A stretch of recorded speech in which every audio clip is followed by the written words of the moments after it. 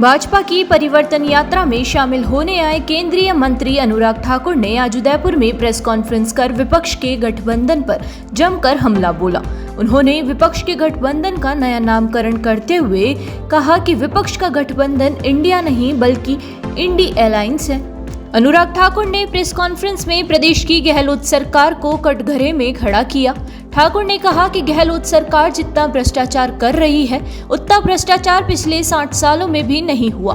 इसके अलावा उन्होंने प्रदेश में महिला अत्याचार, नाबालिग के साथ हो रहे दुष्कर्म सहित प्रदेश के मंत्री द्वारा बलात्कार पर प्रदेश को मर्दों का राज्य बताने वाले मंत्री पर तीखे प्रहार किए।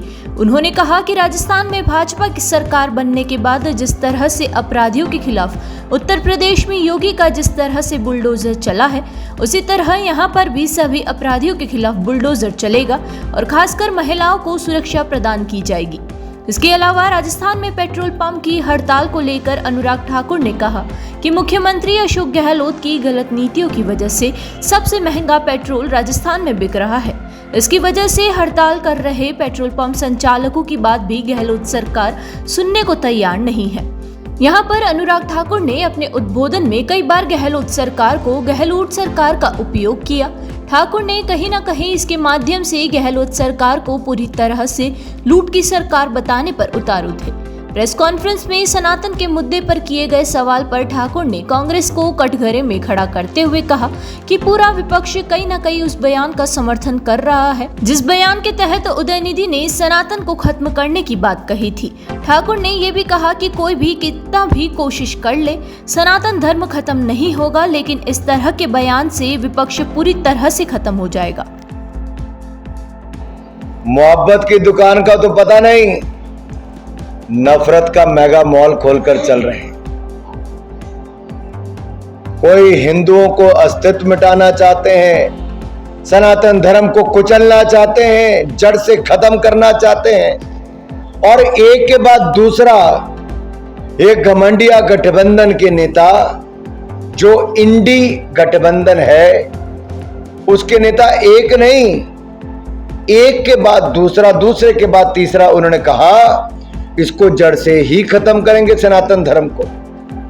लेकिन मैं कहूंगा ये जो राहुल गांधी जी बड़ा बड़ा प्रचार करते हैं दुनिया भर में जाके भारत के संविधान को बचाने की और लोकतंत्र को बचाने की, इनके मुंह में दही जम गया है। राहुल गांधी जी मौन अवस्था में चले गए, बोल नहीं पा रहे हैं। ये चुप्पी बहुत कुछ कहती है कि नफरत की दुकान खोलने का लाइसेंस राहुल गांधी जी ने दिया है, जो संविधान का भी उल्लंघन कर रहे हैं और लोकतंत्र को भी तोड़ रहे हैं। यह संविधान और लोकतंत्र को कुचलने का काम राहुल गांधी जी ने लाइसेंस दिया है।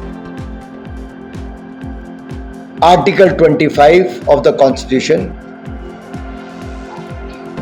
gives you freedom for the religion, for faith. Article 19 gives you freedom of speech.